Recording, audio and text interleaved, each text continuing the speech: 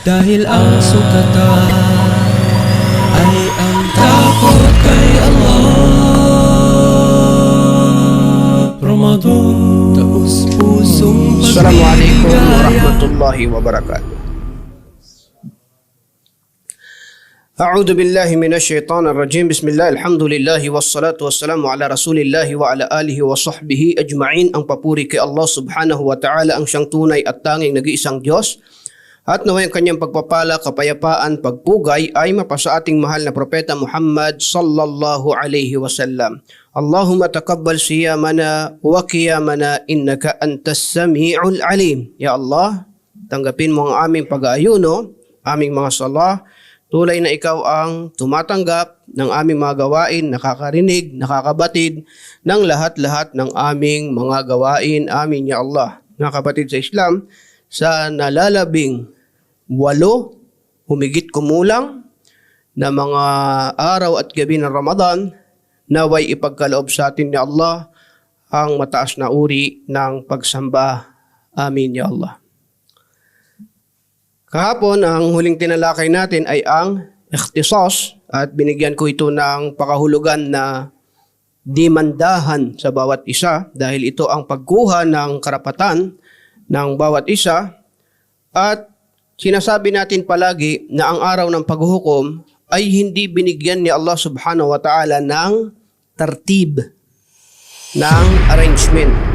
Subalit, ito ay mga ijtihadi, pagsisikap ng ating mga ulama na lagyan nila ng pagkakasunod ang mga kaganapang ito upang nang sa ganon ay mas madali nating maunawaan.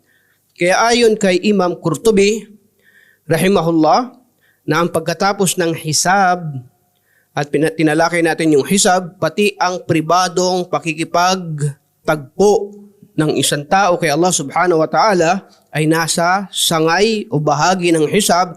Sinasabi niya na ang kasunod nito marahil ay ang wazan. So, ma ma'na al-wazan? Ang wazan ay ang timbangan. Kaya nakikita niyo ba yung ating logo na may dalawang, ang timbangan kasi ngayon digital eh. Hindi na kailangan magkumpara ng dalawang bigat. Ilalagay mo na lang sa gitna at mga numero na ilalabas. Pero hindi naman ganyan noon. Ang noon, gumagamit ka pa ng katumbas na bigat noon.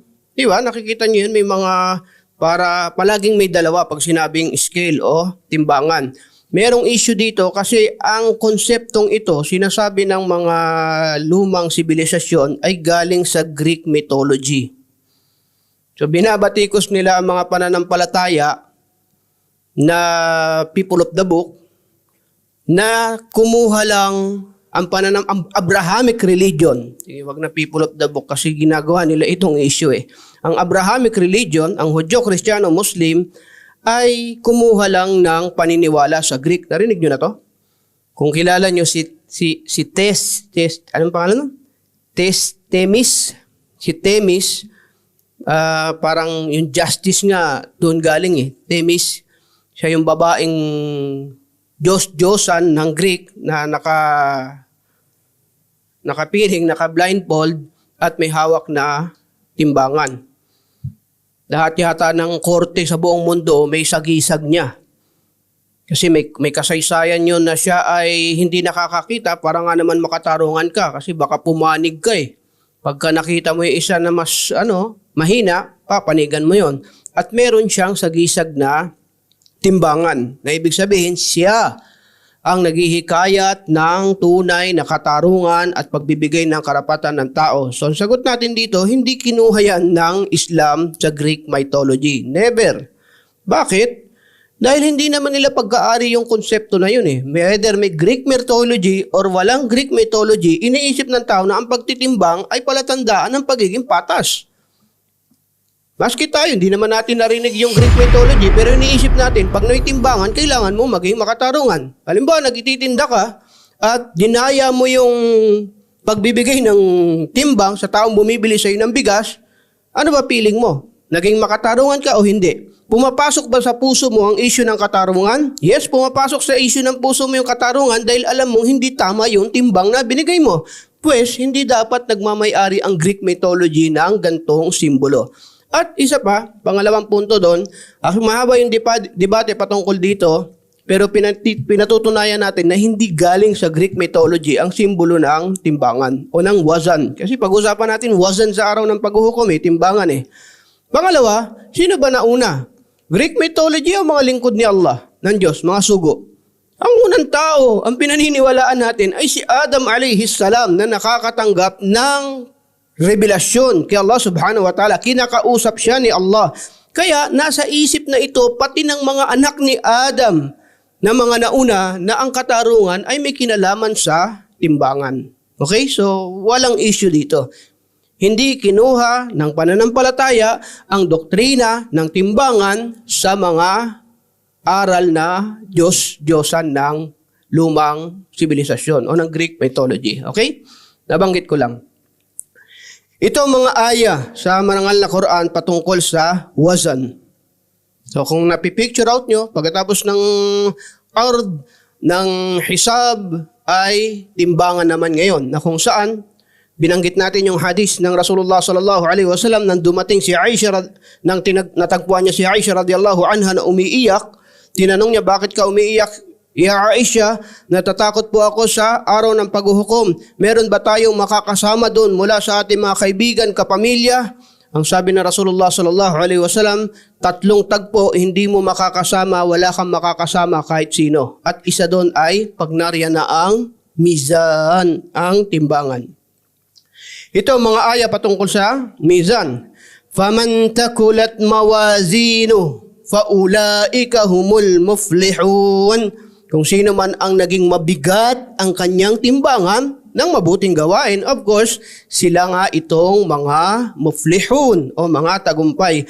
Waman khaffat mawazinu faulaika alladhina khasiru anfusahum. At kung sino man na yung kanilang gawain na kabutihan ay magaang, ibig sabihin tinalo ng masamang gawain, baliktad, tinama ng masamang gawain, sila itong nalugi, naging talunan sa kanilang sarili. Okay? فَحَبِتَتْ أَعْمَالُهُمْ فَلَا نُقِيمُ لَهُمْ يَوْمَ الْقِيَامَةِ وَزْنًا. At ang kanilang mga gawain ay nawalang saysay at hindi itataguyod o hindi paiiralin ang timbangan sa kanila sa araw ng paghuhukom. May pag-usapan natin ay na yan. وَنَدَعُ الْمَوَازِينَ الْقِسْطَ لِيَوْمِ الْقِيَامَةِ. At ilalagay ang timbangan sa araw ng paghuhukom. Sa hadis naman ng Rasulullah sallallahu alaihi wasallam, ilan lang to maraming aya ang tungkol sa mizan. Nagbanggit lang ako ng 1, 2, 3, 4, 4. At sa hadis naman ng Rasulullah sallallahu alaihi wasallam, sinabi niya, kalimatan habibatan ila Rahman, 2 ikang salita, kamahal-mahal kay Allah, kay Rahman.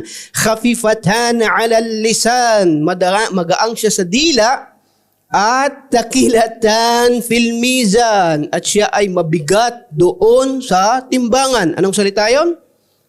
Bismillah, anong salita? La ilaha illallah ba? Anong salita? Abdurrahman, anong salita?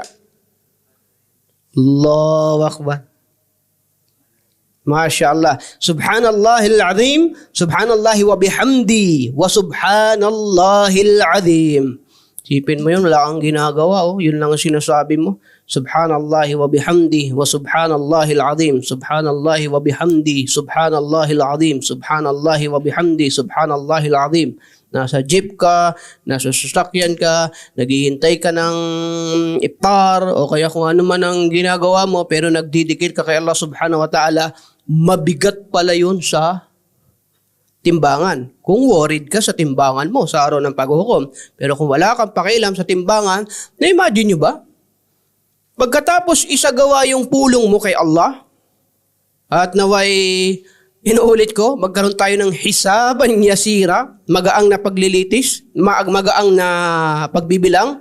Pagkatapos nun, immediately mangyayari, ipapakita yung timbangan.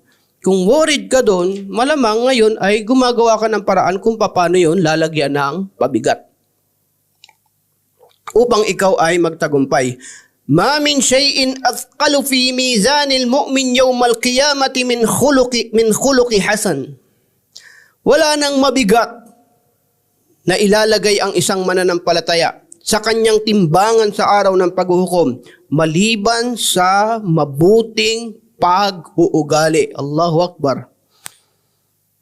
Pasalamat tayo sa magulang natin kung tayo ay tinuruan lumaki ng mabuting ugali, tinuruan kanya kaagad na magpabigat sa iyong timbangan. Bakit ko sinabi magulang? May kinalaman yun eh. May mga taong hindi tinuruan ng mabuting asal ng magulang nila, kaya iyan. Pero yung mabuting asal, napakalaking bagay para sa pagkatao ng isang tao. Allahu musta'an. At si Allah subhanahu wa ta'ala, layawid, ay nagagalit siya doon sa al-fahish, al-badi. Al-budi. Ano ba to? Si Allah subhanahu wa ta'ala ay nagagalit, yung bulgar na malaswa. Bulgar na malaswa, kabaliktaran ng pagkakaroon ng magandang pag-uugali. Ibig sabihin, sa salita, sa kilos, sa asal, ay nadidetermine kung anong klaseng pag-uugali ang meron ang isang tao. Again, lilinawin ko lang, napakalaking advantage ng taong mabuti ang pag-uugali dahil bumibigat yung kanyang timbangan sa araw ng paghuhukom. Okay. Ano ang description? Anong picture ng timbangan? Imagine nyo. Digital. Timbangan to ng araw ng paghuhukom. Malamang pinakamagandang timbangan ito sa lahat ng ma-imagine natin. Tayo, nakikita natin yung timbangan dyan. Pag 100 kilo na, hindi na pwede yung mga ganyan eh. Ang totoo, ang sabi ng ating mga ulama, ang meron tayo ay athar at wala itong explicit dalil o direktang dalil na dinescribe na ang timbangan ay may ganito kalaki, may ganito kahaba, may lalagyan na ganito. Wala tayong mababasang dalil mula sa Quran at Sunnah, subalit ang meron ay athar. Pag sinabing athar, ito ang natutunan ng mga unang henerasyon ng mga Muslim sa kanilang pag-aaral ng bagay na may kinalaman sa mizan. So, isa sa mga athar, again hindi dalil, athar. Maaring galing ito sa Israeliyat. Israeliyat kasi nga may mga common kalima, may mga the same teachings ang mga Hudyo, Kristiyano at Muslim na mga nauna sa atin, maaring doon hinahango yung ibang katibayan. Pero hindi direktang dalil, pero ito ang nakasanayan ng mga tulab al-ilm ng mga naunang henerasyon. Ano itong mga to? Na ang magdadala ng timbangan ay si Jibril alayhi salam sa araw ng paghuhukom. At ang isang bahagi nito ay maliwanag at isang bahagi ay madilim. Siguro ito sa pag-aaral nila Dadali ni Jibril, ang isang bahagi madilim, ang isang bahagi ay maliwanag. Obviously, dalawa yun, timbangan ng masama at timbangan ng kabutihan. Isang bahagi ay nasa paraiso at ang isang bahagi daw ay nasa impyerno o nasa apoy. Ito yung mga athar. Pero ang mga Mu'tazila, ang mga may grupong sekta sa pag-aaral ng firaq, sa pag-aaral ng mga sekta ng Islam sa noong unang panahon o mga ligaw na sekta, ay mayroong mga nagsasabi na ang timbangan daw ay metaphor o symbolic lamang at hindi totoo. So may mga gantong uri ng Muslim noong unang panahon na binibigyan nilang interpretasyon ang sinabi ni Allah na hindi yan totoo. Metaphor lang yan, symbolic lang yan. For example, sinabi sa Quran, bal yadahu mabsusatan. Bagkos ang dalawang kamay ni Allah ay nakabukas. May mga grupo ng mga Muslim noon at ngayon, hindi natin masabi na sinasabi, hindi yan, walang kamay si Allah. Simbolo lang yan. Ibig sabihin, nagbibigay si Allah. So, wag niyo sabihin may kamay si Allah. Yun ang kanilang interpretasyon. Pero tayo sa Ahlus Sunnah wal Jamaa, tayo na mga Muslim naniniwala na kung anong sinabi ni Allah ay kailangan natin paniwalaan na yun ang sinabi ni Allah. At wag tayo magbigay ng interpretasyon na sasabihin, hindi yan totoo, hindi metaphor yan, hindi. Totoong mayroong timbangan. Totoong mayroong wazan, kaya lang anong itsura niya? Tawqifi tayo dito. Hanggang dito lang ang binigay sa ating detalye. Malinaw ba? Akida to. At hindi ito fatwa. Okay? Ano ang So hindi tayo naniniwala na ang mizan ay metaphor. Totoong mayroong timbangan. Okay, isa pang question dito. Anong ilalagay sa timbangan? Ano ilalagay sa timbangan? Ha?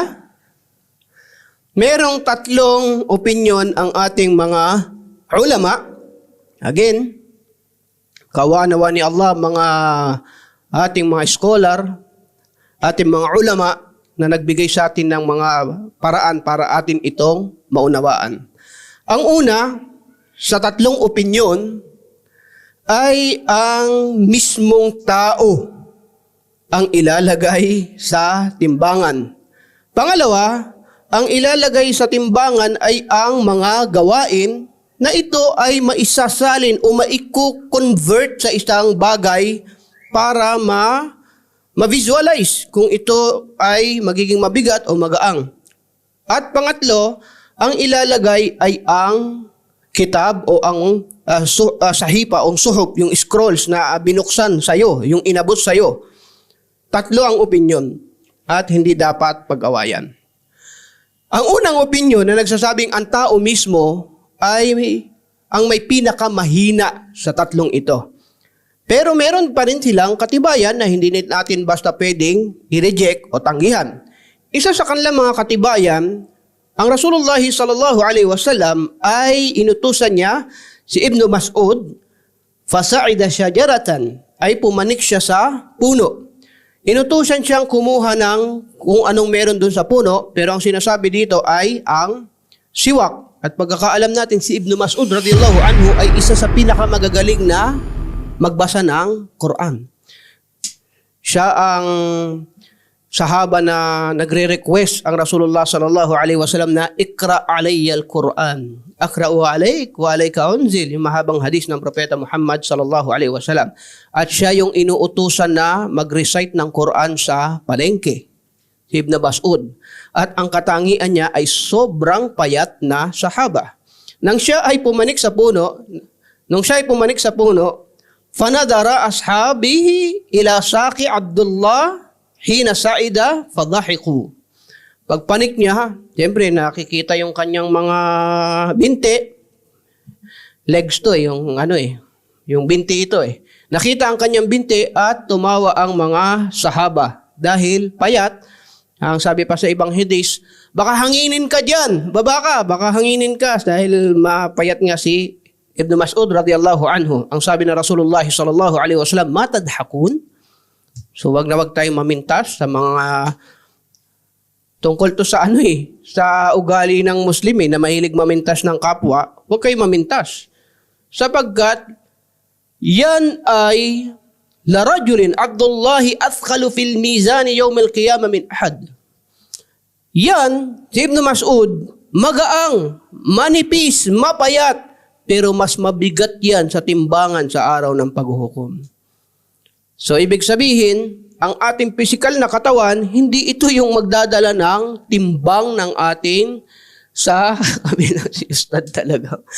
Ito yung magdadala ng timbang sa atin sa kabilang buhay. Kaya huwag kang kumain na marami dito na iisipin mo, sige, para sa kabilang buhay, ako ang makakalamang. Hindi ganon to unawain. Meron pang mas direktang hadis ng Rasulullah sallallahu alaihi wasallam na sinabi niya na merong malaking katawan ng tao, mataba, pero ang kanyang timbang ay hindi pa mas mabigat kaysa sa timbang o bigat ng pakpak ng lamok sa araw ng paghukom. Ano ba yung pakpak ng lamok? Wala naman yan.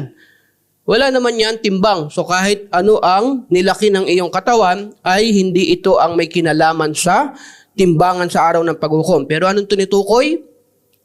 Ang pangalawang opinyon. Bagos ang tinutukoy dito ay ang masama at mabuting gawain. May sense, di ba? At ito yung mas malapit sa tama. Pero Allahu alam, ang jumhur al-ulama, ang pinakamarami sa ating mga scholar ay nasa pangatlong opinyon. na kung saan ito ay ang ating mga suhuf, na kung saan ito ang ilalagay doon mismo sa timbangan. Wamad dalil? Ano ang dalil dito o katibayan dito? Kung matatandaan nyo, binanggit natin yung hadis bitaqah, na yung isang tao ay nakita niya na ang dami niyang kasalanan at wala na siyang pag-asa, at natitinala lang sa kanyang timbangan ay timbangan yung tinutukoy dun sa hadis bitaqah at nakita na lang isang mabuting gawain niya na ilalagay sa kabilang timbangan. At ano yung mabuting gawain na yon? Bitaqah, yung parang card o ID na ilalagay doon. Yan lang ang mabuting gawain. Ang dami kong masamang gawain. Pero yung bitaqah na yon ay kalimatul la ilaha illallah. Yun pala ay la ilaha illallah, at dahil doon mas naging mabigat pa rin ang kanyang timbangan sa araw ng paghukom. So ang ilalagay sa timbangan ay ating mga gawain.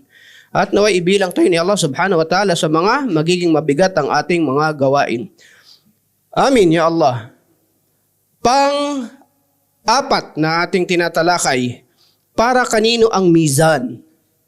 May pagtatalo rin dito. Para kanino ang mizan?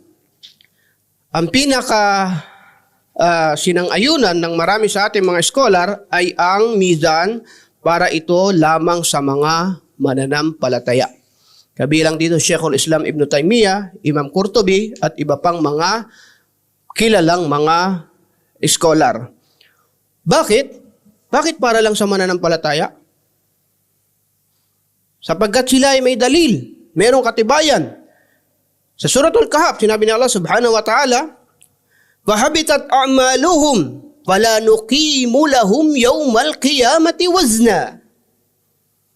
Yung mga taong hindi tinanggap si Allah, subhanallahil azim. Yung mga taong hindi sumampalataya kay Allah, sa tunay at tanging nag-iisang Diyos, فَلَا نُقِيمُ لَهُمْ يَوْمَ الْقِيَامَةِ وَزْنًا, ay hindi na kailangan pa o wala nang ibibigay pa sa kanilang timbangan. فَلَا نُقِيمُ لَهُمْ يَوْمَ الْقِيَامَةِ وَزْنًا, wala nang timbangan magaganap. Sinabi ni Sheikhul Islam Ibn Taymiyyah, anong ititimbang sa kanila? Hindi sila nanampalataya kay Allah subhanahu wa ta'ala. Parang ganito, lahat ng susi mo para maging tanggap ang iyong pagsamba kay Allah ay dapat magsimula sa pananampalataya mo sa iyong Panginoon. Kung hindi ka nanampalataya sa Kanya, therefore, kahit anong gawa mo na kabutihan dito sa mundo ay hindi nagiging katanggap-tanggap. وَقَدِمْنَا إِلَى مَا عَمِلُوا مِنْ عَمَلٍ فَجَعَلْنَاهُ هَبَاءً mansura. At binalikan o tiningnan namin ang kanilang mga gawain, pero itong lahat ay naging walang saysay. Ginawa naming walang saysay. Meron tao, ganito Meron tao, matulungin sa kapwa. Nagpapa-pantry, community pantry. Bigay ng kawang gawa. Magalang naman sa magulang. Okay? Ano pang mga kabutihan? Lahat na ng kabutihan pwede mo maisip, pero may kulang sa kanya. Hindi siya naniniwala sa Diyos na nag-iisa. Hindi siya naniniwala kay Allah. Pero mabait, mabuti makisama. Titimbangin ba ang kanyang gawain sa araw ng paghukom o hindi? فَلَا نُقِيمُ لَهُمْ يَوْمَ الْقِيَامَةِ وَزْنًا. Bakit? Dahil nawawalang saysay ang kabutihan kung wala ka namang paniniwala sa iyong Diyos na tagapaglikha. وَمَا خَلَقْتُ الْجِنَّ وَالْإِنسَ إِلَّا لِيَعْبُدُونِ. Sapagkat ang dahilan kung bakit ka nilagay dito sa mundo ay para sambahin mo lamang si Allah subhanahu wa ta'ala. Maring maring parang magugulat yung marami. Bakit ganun? Kung mabuti, ay bakit siya hindi bibigyan ng katarungan sa araw ng paghuhukom? Dito natin masasabi na ang unang katarungan, ang unang paghahanda ng tao sa kabilang buhay ay ang maniwala sa tunay at tanging nag-iisang Diyos. Yun ang pinakadahilan kung bakit ikaw ay narito sa mundo. Dalawa, tingnan natin sa ganitong paraan. Oo, ikaw ay naging mabuti sa iyong kapwa. Lahat ng kabutihan sa iyong kapwa ay ginawa mo. Pero ang tanong, mabuti ka ba sa Diyos na naglikha sa iyo? Para mas maintindihan natin kung saan area siya naging masama. O sige, bago ko ituloy ito, ibang example. May kaibigan ka, ang bait sa'yo. Bata kayo, laro dito, nililibre ka, ice cream, may dumaan, taho, may dumaan. Ang bait nitong kaibigan. Best friend ko to eh. Ang buting tao nito eh. Tatandaan nyo noon, nung lumalabas pa yung bata sa kalsada, lahat ng laro, binibigyan ka niya. Pag natalo ka sa text, sinusoli niya. Alam mo yun, mga kabataan. Ang bait nung ganong kalaruan, natalo ka sa text, sinuli. Oh, bait. Di umuwi ka, may dala ka pa rin. Lahat ng... Nung sinama ka niya sa bahay niya, pagdating doon sa bahay nila, nakita mo siya kung paano niya tratuhin ang lola niya. Sinabi niya, "Hoy, anak!" Ano yun ang lola, tumatag na mga anak eh. "Bakit di ka yung sabon? Hinayaan mo malagyan ng tubig." Salbahing bata eh. Dapat tinatanggal mo, kundi matutunaw yung sabon, di ba? Alam mo yung sabi niya sa lola niya? Di higupin mo. Bakit ang bait sa akin ito? Ganun pala siya sa lola niya. Nakita niyo kung ano punto ko? Maring mabait ka sa isang bahagi eh. Pero ano ba ang tunay na kabaitan? Ang tunay, isipin mo, ang Diyos nilikha ka, binigay ang lahat ng pangangailangan sa iyo, tapos, ang sasambahin mo, bato, kahoy, simento, ayaw mo magpasalamat sa Kanya? Ayaw mo sumamba sa Kanya? Mabait nga sa tao. Ang tanong ko, mabait ba sa Diyos? Posible ba mangyari yon? Pero ito, ang pinakamalaking posibilidad ng taong mabuti sa kapwa-tao ay ginagabayan ng Diyos. Totoo, di ba? Ang taong malinis ang puso, matulungin sa kapwa, at maraming katibayan dyan ng mga hadis, ay may pinakamalaking posibilidad na gagabayan siya ng Diyos ni Allah subhanahu wa ta'ala. Kaya wag kayo malungkot kung meron man kayo kamag-anak na hindi pa Muslim, hindi pa mananampalataya, magsikap lang kayo. Pakita nyo ang kabutihan, explain nyo, at most of the time, hindi naman itong gumagana eh. Darating ka sa nanay mo, lola mo, asawa mo na hindi Muslim, didibatihin mo, dami mong dalang gera, talagang tali-talino mo eh, lahat ng katibayan, may mga dala ka pa noon kasi nasa cellphone na yun, dami mong aklat. Sige, tingnan natin galing mo ha, mali pala ako ha, tingnan mo sa verse na ganito, lahat na binuksan mo. Pero hindi ma-epektibo eh. Gandahan mo ugali mo sa bahay. Totoo, magmahal ka ng tunay. Tapos sasabihin nila, nung nag-Muslim to, bumuti. Nung nag-Muslim to, bumait. Ano ba meron dyan, anak? Allahu Akbar. Ano ba meron dyan, anak? Kasi po, natuto po kami sumamba sa tunay at tanging nag-iisang Diyos. Ituloy mo yung ganung paraan. Ituloy mo yung ganung paraan. At insyaallah, gagabayan sila ni Allah. Pinapaalala ko lang, sa araw ng paghuhukom, yun ang number 1 na kailangan ng tao. Ikaw ay dapat may tauhid sa puso mo, sumasampalataya kay Allah subhanahu wa ta'ala, at congratulations, may isa na tayo. Diba? Good news, no? So sa araw ng paghukom, may isa na tayo. Patuloy lang natin itong dinadalisay. Kaya, palagi nating hinihingi kay Allah, Allahumma tawaffana muslimin. Ya Allah, kung kami babawiin mo ng buhay, kami sana gawin mong kami ay mananampalataya at nandun ang tauhid sa aming puso. Amin ya Allah. Barakallahu fikum, jazakumullahu khairan, wa sallallahu ala nabina Muhammadin wa ala alihi wa sahbihi ajma'in. Assalamu alaikum warahmatullahi wabarakatuh. Ay ang takot kay Allah.